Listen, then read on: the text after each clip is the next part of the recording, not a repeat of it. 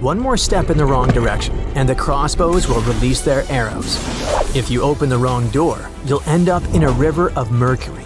It's almost impossible to get out of this place, but it is even more difficult to get here. No, this is not a location from an adventure movie, but a treasure hunter. This is a real giant tomb filled with traps and streams of toxic mercury. And it's not somewhere deep in the Amazon jungle or an unknown island. This tomb is located in central China, near the city of Xi'an. And you know what the coolest thing is? This tomb was built more than 2,000 years ago. And even now, in the 21st century, we still don't know how to get there. But let's start from the beginning. Many of you have probably heard of terracotta statues. Thousands of clay sculptures of people. Those statues were first found in 1974, when a group of peasants were digging decks near Xi'an. They found a detailed human-sized figure, and that was 1 out of 1,000. Each figure was made as realistic as possible. Each of them was unique and had its distinctive details. More than 50 years have passed, and scientists are still digging up these sculptures. The number has already exceeded 8,000. But what are they doing there? What is their purpose? Terracotta sculptures are kinda guarding the tomb of Emperor Qin Shi Huang. He was such an influential man in China that he wasn't just buried in a tomb. His servants created a giant coffin complex the size of a small town. So, if thousands of clay guards symbolically protect this place, it's difficult to imagine what's in the center of this ancient, gigantic tomb. But first, let's find out who Qin Shi Huang was, and then move on to the dangerous traps. He was the first son of the ruler of the kingdom of Qin. It was one of the 6 kingdoms that existed on the territory of modern China. In 2059 BCE, when Qin Shi Huang was born, those 6 kingdoms were independent and separated from one another. Moreover, there was a strong conflict between them that lasted for more than 200 years. But Qin Shi Huang turned out to be the man who managed to conquer and unite all these kingdoms. He became more than just a king. He became the first emperor of China. But how did he complete a seemingly impossible task? Natural disasters, clever strategy, tactics, and skills helped him to conquer the 6 kingdoms. Scientists are still arguing about some of the details of how this happened. All that can be said is that Qin Shi Huang was a very wise and intelligent emperor. So it's not surprising that his burial turned out to be so huge. He was buried in the largest and most luxurious funeral complex in the history of China. The area the size of a small city contains many underground caves filled with things an emperor could need in the afterlife. In ancient China, as well as in ancient Egypt, people believed that when an emperor went to the other world, he could take with him those things that were buried with him. Unfortunately, sometimes it could be people. But Qin Shi Huang acted wisely and correctly. He decided to bury clay statues. But the coolest thing is that the architects and builders of this complex made it impregnable. The whole area holds many secrets, historical artifacts, and priceless objects. There's a beautiful place with the emperor's body in the center of this tomb. Imagine how many treasures you can find there, and all of them were meant to remain untouched and unseen by other people. And we probably won't be able to get to them, at least in the near future. Ancient Chinese historian Sima Qian wrote something about the tomb about 100 years after the emperor's burial. He said that this place had dangerous traps inside the tomb that would destroy anyone who dared to enter the tomb. The engineers installed crossbows with loaded arrows and also poured a huge amount of mercury, simulating the movement of rivers. Of course, that was 2,000 years ago, and crossbows probably don't work anymore. But what about mercury? This toxic metal has no expiration date. It's shiny and moves quickly in liquid form. It looks beautiful, but don't touch it. Even a small drop of mercury can cause damage to your body. Inhalation of its vapors or ingestion causes damage to nerves, the liver, kidneys, and many other symptoms. And that's just one drop. Imagine how dangerous rivers of this substance can be. Who knows how much mercury was loaded there by the tomb builders? But even if you dodge all the traps and don't end up in the poisonous river, mercury would still be able to harm you. Its vapors can pass through the cracks in the walls. This means that the entire tomb is probably soaked in this substance. And by the way, this is not just a guess. Scientists have measured the mercury level at the excavation site and found that it's much higher than normal. But why mercury? In ancient China, mercury was considered the elixir of youth, the source of immortality. According to the records, Qin Shi Huang often took pills with this element. Perhaps this was the reason that his life ended at the age of 49. In any case, people can damage ancient structures and artifacts during excavations. For example, archaeologists caused great damage to Tutankhamun's tomb during its exploration. You dig around, but then suddenly the entrance collapses and you destroy vases, scrolls, interior decorations, and other stuff. But even if you do everything carefully, the writing and drawings on the walls can be destroyed by sunlight or oxygen. Places where there has been no fresh air and ultraviolet radiation for thousands of years have their own chemical composition that can be damaged by contact with the outside world. In the 1970s, when archaeologists were excavating terracotta sculptures, the paint pigment fell off the statues because of contact with the sun and air. Fortunately, the archaeologists quickly adapted and created a technology that allowed them to get the statues out without damaging the paint. It was a long and careful process, but it was worth it, and here's why.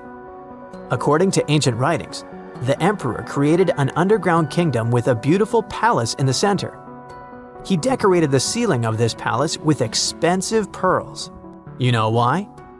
To simulate the stars in the night sky. And that's just the ceiling. It's difficult to imagine how the walls, floor, and tomb of the emperor are decorated. Besides, scientists expect to find many other statues that copy the emperor's servants. So, in simple terms, the tomb of Qin Shi Huang is a paradise for archaeologists and historians. But of course, it will take more than one generation before they extract all the treasures. Some experts predict that the excavation of the entire tomb could take centuries. But of course, new archaeological technologies can change everything. For example, non-invasive research methods mean you don't have to enter the tomb. You can see it through a special device. Another idea is the use of muons. Those are subatomic products that appear as a result of the collision of cosmic rays and atoms in the Earth's atmosphere. The point is that these muons can penetrate through solid objects, just like X-rays. Or how about nanotechnologies? Imagine millions of tiny digger robots climbing into a tomb and starting to scan the area. They transmit the data to a computer, and then scientists create a holographic model. It all sounds cool, but to be honest, the charm of archaeology is lost here. It's one thing when you carefully dig up some ancient artifact with your hands, see it with your own eyes, and scrupulously clean it from the ground. And it's completely different when you watch it on a computer screen. But in any case, technologies using muons or some kind of robots ensure people's safety. It's better if a computer falls into a trap than if it happens to an archaeologist. One of the most unexplored and mysterious places on Earth is located in plain sight. It's one of the most majestic monuments of humankind. The wonder of the ancient world hides a secret that scientists and archaeologists still can't solve. This is the Great Sphinx of Giza in Egypt. The huge sculpture of a lion with a human head was carved out of rock about 4,500 years ago. Scientists still don't know the exact date of its creation and are also unaware of who built it and what for. There are many assumptions and theories, but none of them has been confirmed. Most people have seen this majestic sculpture either in photographs or in reality, but almost no one knows what's hidden underneath it. The statue of the Sphinx was carved from a single piece of limestone. It was painted. The remains of color pigment on the surface prove this. In the distant past, the Sphinx looked much brighter and more colorful than what we see now. But even after thousands of years, its greatness hasn't diminished. And by the way, Sphinx is not the real name. It was invented by the Greeks about 100 years or more after its creation. Initially, the Egyptians called the statue Hor-em-Akhet. There are many legends and theories saying the Sphinx is there for a reason. It's like a watchdog that guards the tomb of the pharaoh and the secrets of ancient Egypt. These legends become more plausible when archaeologists discovered hidden entrances at the feet of the Sphinx. They believe that these secret passages are the beginning of the tunnels leading to the halls with treasures. You can find a lot of stories on the internet that claim the Sphinx hides the Hall of Records, a repository filled with ancient and secret knowledge. One of the main artifacts of this repository is supposed to be the records of the ancient mythical state of Atlantis. According to legends, the entire library from this city was moved under the Sphinx. The entrance to this library must be located next to the Sphinx's right paw. Many archaeologists tried to find this entrance, but came away empty-handed. Also, there are many images with detailed diagrams of the underground city that consists of a network of tunnels and chambers under the Sphinx. Someone says there are structures as tall as 12-story buildings hiding underground, but there's no evidence of this. Archaeologists, even after millennia, continue to explore the mysterious sculpture. At the same time, many Egyptians don't want to learn more about the Sphinx. They're terrified of awakening something supernatural. In 1998, scientists discovered tunnels leading to empty caves under the Sphinx. They found evidence of earlier excavations there. It's quite possible that someone managed to find the treasures and take them away. Some people believe Egyptians found some kind of artifact under the Sphinx that has the power of unknown advanced technologies. The artifact is so powerful that it can change the course of history. Of course, most theories are just fairy tales of conspiracy fans, but it's a confirmed fact that the Sphinx hides a system of caves and rooms.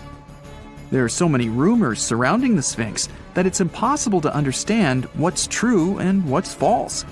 In any case, it's difficult and dangerous to study the sculpture because active excavations can destroy it. And then the entrance to the underground rooms can get blocked by rocks and lost forever. Also, further exploration requires a lot of money, and financing is not always easy to find. But the main reason? It's too risky. There's no guarantee that people will be able to get out of the underground labyrinths. For these reasons, scientists and archaeologists have been exploring this majestic structure for so long. Another famous architectural monument with a secret is Mount Rushmore in South Dakota.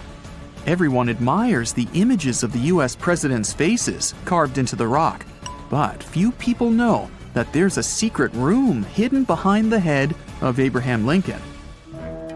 The architect of Mount Rushmore wanted to carve slabs on the rock with the record of the main stages of the country's history. But his plan was too complicated to carry out. Then he was offered to implement it on a much smaller scale, to build a secret room inside the mountain. The idea was to save this knowledge so that future generations will always remember the history of their country. Unfortunately, the architect didn't have time to finish his work. The construction stopped for several decades. But in the late 90s, the project was resumed. Porcelain enamel panels depicting the history of the U.S. were placed in the room. It's possible that these plates will be stored there forever. But people can't see them, at least for now. The room is inaccessible to tourists as it's too difficult to get inside. Another secret room is located in the Empire State Building.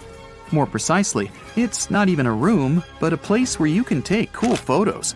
Almost all tourists gather on the observation deck of the 86th floor to enjoy a stunning view of Manhattan. But there's another deck with panoramic windows on the 102nd floor. There are way fewer people there because almost no one knows about that place. Fortunately, access to this deck is open to everyone. You probably won't have to wait in line for a long time to take a photo. You'll feel special because you're in such a secret place where there are almost no people. But The coolest place is even higher, on the 103rd floor. This is a spacious observation deck where celebrities get their photographs taken. It's not a public place, but if you know the right people, you can get there. There are almost no security measures on the site. Only a low ledge between you and an abyss. That's why crowds of people are forbidden from coming here. It's not so easy to get there, and you're unlikely to succeed without a guide. First, you need to choose the right elevator that will take you there. Then you'll go through several engineering rooms filled with pipes, electrical panels, and other technical stuff. The final part of your way is a set of stairs inside a tiny corridor. And here you are, at the top of New York. Now we're in Paris. See the Eiffel Tower? Inside it, there are restaurants and observation decks. But if you try hard, you can find a secret apartment. Now it's a museum, but it was built so that people could live in it. The architect of the tower, Gustav Eiffel, created this apartment in 1889 for himself. It's almost at the very top of the Eiffel Tower. Imagine what a beautiful view he observed every day. He was the first and only tenant. No one else could gain access to this place. When the architect passed away, the apartment remained empty for a long time. Only recently, they restored it and turned it into a museum. Inside, the epoch of the last century is recreated. They even put wax figures of Gustav Eiffel, his daughter, and the American inventor Thomas Edison inside the room. This place is filled with an endless stream of passengers, office workers running late, visitors from other cities, noise, and train whistles. At Grand Central Station in New York, among all these sounds, you can hear the sound of a ball hitting a racket, if you're in the right place. A real tennis court is hidden inside New York Central Station. It belongs to a tennis club that arranges corporate games for employees of many companies. The club was opened in the 60s. Now we're moving to London, Charing Cross Road. It isn't easy to find one secret place here. To do this, you need to look carefully at your feet. Do you see these sewer grates in the asphalt? Inside them, you can notice two signs with the name Little Compton Street. Yeah, there's another street right below you. It disappeared from all maps at the end of the 19th century. Charing Cross Road was built over it. The identification signs that you see are part of old engineering tunnels. There's another interesting place in London. It's located in the southeast corner of Trafalgar Square. At first glance, it looks like a thick lamppost, but there are too many tourists walking around. You come closer and realize that one person can easily fit inside the post. The lamppost belongs not to an electrician, but to a police officer. Yeah, this is the smallest police station in the world. It was built in the 1930s and used as a watch post.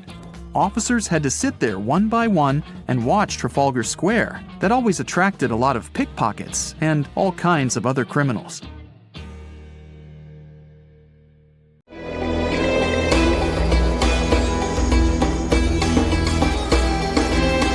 The Great Pyramid was created as the final resting place of ancient Egyptian monarch Khufu. According to legend, French leader Napoleon entered the Great Pyramid and came back out looking shaken and super pale. He never revealed what he saw inside, but whatever it was is said to have affected him for the rest of his life. When Napoleon entered the pyramid, he would have walked through a super tight and ascending passageway.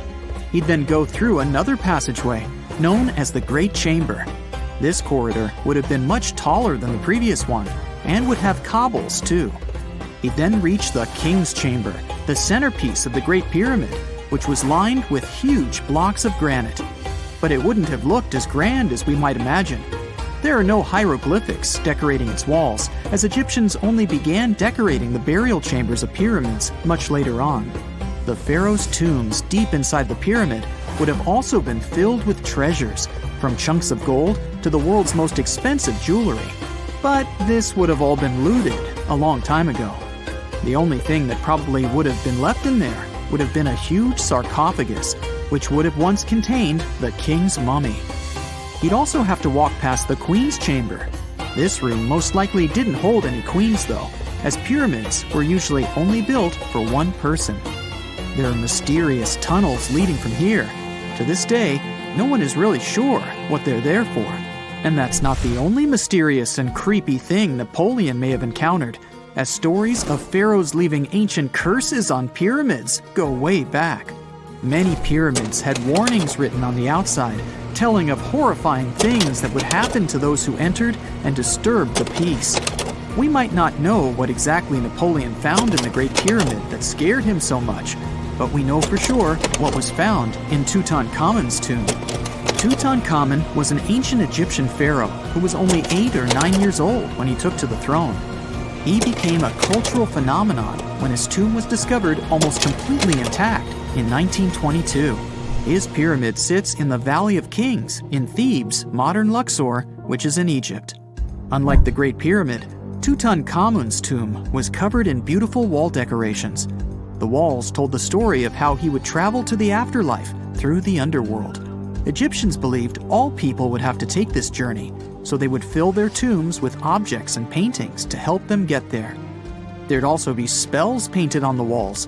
They believed this would help people pass over to the next realm. The journey would be pretty long, and for that reason, the ancient Egyptians would also fill the pyramids with food. Tutankhamun's pyramid was filled with 8 fruit baskets.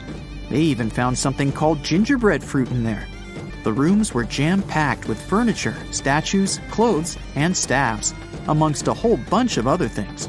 You'd likely find a lot of clothes and expensive jewelry in the pyramids as well. The ancient Egyptians wanted their ancestors to travel in style to the afterlife. They put Tutankhamun in his final resting place with over 50 pieces of clothing, all of the highest quality. There were tunics, scarves, gloves, and headdresses, and a ton of jewelry. Bracelets, pendants, necklaces, rings, and scarabs for protection were all found inside. Each of them was made of gold or precious stones. There were also fans made of ostrich feathers to keep the old pharaoh cool in the hot Egyptian sun. But the temperature inside the pyramids never actually went above 68 degrees Fahrenheit. The ancient Egyptians developed a super cool air conditioning system that we don't fully understand even today. Tutankhamun's pyramid also contained 130 walking sticks made from ebony, ivory, silver, and gold to help him on his journey. There were 3 chariots hidden away in case he got tired of all the walking. They also put 11 boat paddles inside, but there was no sign of any boat. The pyramids would be littered with the pharaoh's favorite scents and perfumes. During the excavation of Tutankhamun's pyramid, it quickly became clear that it had been robbed during ancient times. There was damage to doors and traces of oils left in empty jars. It looks like someone raided the pyramid for gold and the scents, perfumes, and oils that had been left for King Tut. There was still a bit of perfume, which was made from coconut oil and frankincense, left in one bottle. It seems like Pharaoh Tutankhamun loved board games. There was an ivory traveling set of senet in his pyramid. Although we don't know for sure exactly how to play it, we have figured out it was sort of an ancient Egyptian version of backgammon. It looks like it was a 2-player game where the goal was to knock your opponent off the board. Not really sure who Tutankhamun's mummy was supposed to play with though. The ancient Egyptians had some rituals that may seem pretty strange to us. For example, they used to shave their eyebrows off if they ever lost a cat. So it's not too surprising they put some really weird things inside pyramids.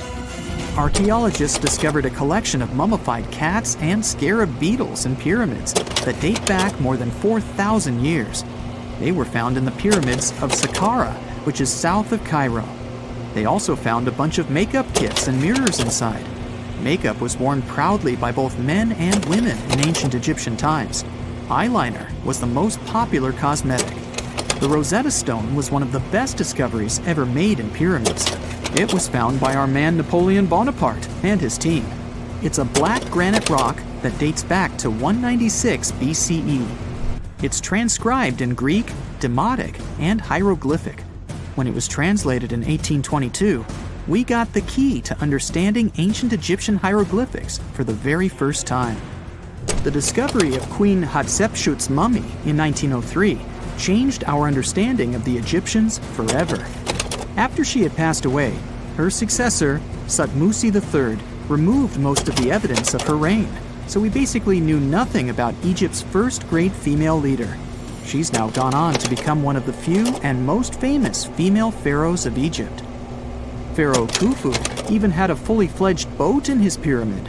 Archaeologists uncovered more than 1,200 pieces of a giant boat near the Great Pyramid at Giza. They reassembled the boat, and it's a whopping 144 feet long. It's most likely a solar boat, which was designed to carry the resurrected king with the deity Ra. Fun fact, the Pyramid of Giza is the last remaining of the 7 wonders of the ancient world.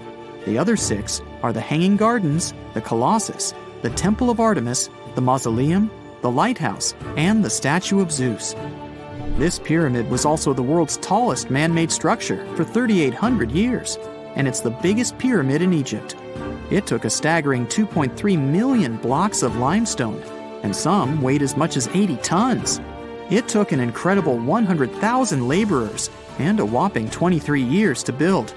Its original height was a mega 480 feet. In 2017, archaeologists discovered something weird about Egypt's Great Pyramid. There's a hidden void that's at least 100 feet long, and no one really knows why it's there or what's actually inside it. The weird void is the first inner structure discovered within the 4,500-year-old pyramid since the 1800s. Scientists used cosmic rays to detect the massive hole, but are still no closer today to finding out what's inside. The ancient Egyptians took a lot of care building the pyramids, and everything was strategically placed and structurally sound, so it's super unlikely that this hole is due to blocks falling over time. Loads of pyramids also contain small model figurines called ushabti. These represented attendants. They believed they would come to life to serve the pharaohs in the afterlife. But it's amazing that all this stuff actually fit inside. There isn't actually a huge amount of space inside the structures. It's mostly just rock. In 1850, French scientist Auguste Mariette went to Egypt looking for manuscripts, but accidentally found a head of a sphinx sticking out of the dunes. He cleared the sand and figured out the Sphinx was guiding the entrance to some underground construction. Several months later, he finally entered the Serapeum of Saqqara. Inside, he found an enormous granite sarcophagi with remnants of 64 bulls. Scientists are still amazed by the tech that the ancient Egyptians used to transport those enormous boxes. The Serapeum was built around the year 3000 before the Common Era. It was an underground tomb built to honor the sacred Apis bulls of ancient Egypt. It had a long hallway, almost 500 feet long, with giant stone rooms on both sides. Some of the sarcophagi weighed as much as 50 average cars, and all of them were made with super precision, with exact 90-degree angles. These sarcophagi were beautifully decorated with hieroglyphs and carvings that told stories about the lives and importance of the Apis bulls. Now, there are 24 sarcophagi left. In ancient Egypt, Apis bulls were very special animals connected to the deity Ptah. They thought the bulls carried Ptah's spirit and wisdom, helped the pharaoh, and protected the Egyptians. Priests looked for special markings on young bulls to find Apis bulls. It could be a white triangle on its forehead, which symbolized divine light, a shape on its back like a vulture's wing, and a scarab shape under its tongue, which stood for rebirth. If a bull had these signs, they believed it was chosen by Ptah and treated it like royalty. The chosen bulls lived in a special temple in Memphis, the city where they worshipped Ptah. They received the best care and offerings from visitors who wanted their blessings. When an Apis bull passed away, it was treated with great honor and mummified. When Mariette entered the Serapeum, he noticed traces of rollers on the gallery's floor and found 2 wooden horizontal winches. Each had 8 levers. Later, other explorers saw double rails. The burial chambers were lower than the hallway floor. To get the boxes into place, workers filled the chambers with sand so the sarcophagi could be rolled in straight. Then they slowly removed the sand to gently lower the boxes into perfectly cut spaces in the bedrock. A carved stone sign found in the Serapeum said it took 28 days to move just one sarcophagus and its lid into its spot during the time of Ptolemy II. The extreme precision of the sarcophagi with 90-degree angles also has an explanation. Ancient Egyptians wrote texts, or rather, papyrus, on geometry a long time ago. It shows that they knew the approximate number pi and could calculate the volume of a pyramid with its top cut off.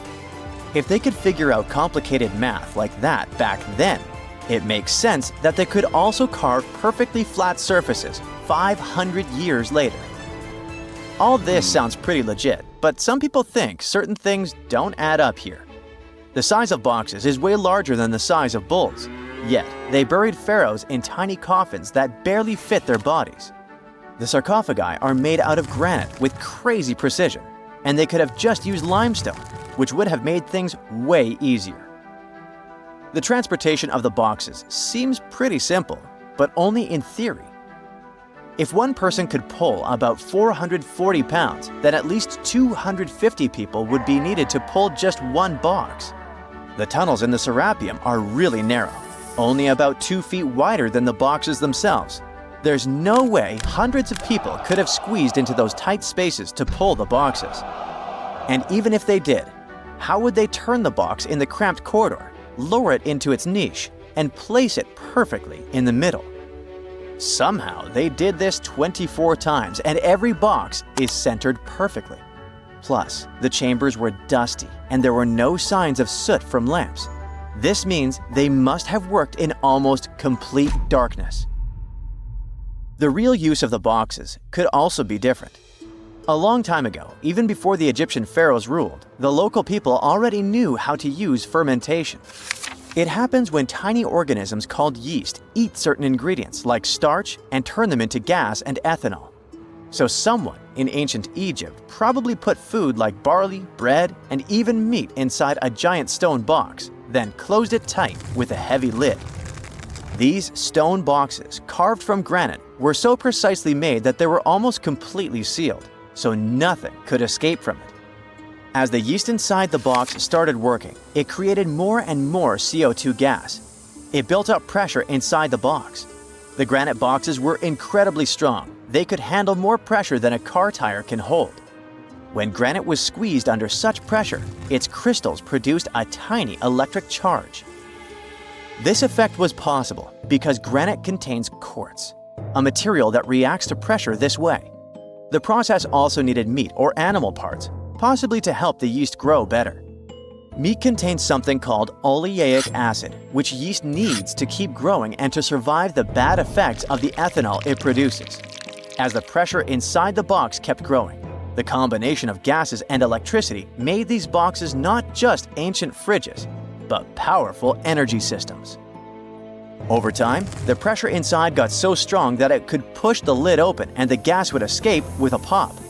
But when people rediscovered the Serapeum in 1850, they found old drawings that showed piles of stones stacked on top of some of the box lids. So, someone long ago probably tried to make the lids even heavier by adding extra weight to make it harder for the gas pressure to push them open. This extra weight also meant the quartz crystals in the granite could keep creating more electricity under all that pressure. If someone opened one of these stone boxes thousands of years later, they would only find bones from bulls that were placed in the box. And that's exactly what Mariette discovered in the 1850s. They opened the Serapeum for visitors soon after the first excavations in the second half of the 19th century. Prince of Wales even had a luncheon with his guests in one of the sarcophagi.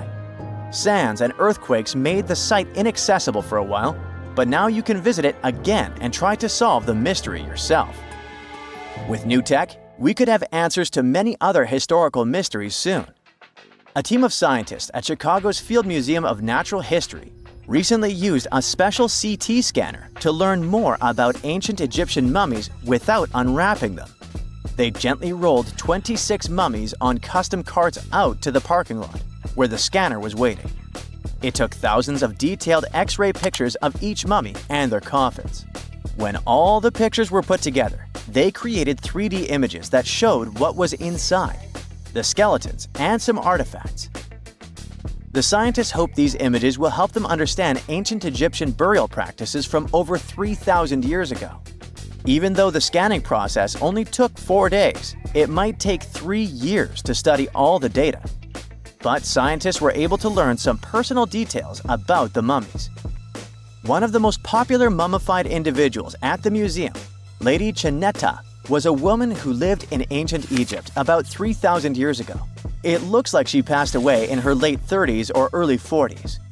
To make sure her body looked complete for the afterlife, embalmers put stuffing in her neck to keep it from collapsing. They also placed artificial eyes in her sockets, so she would have eyes in the next world.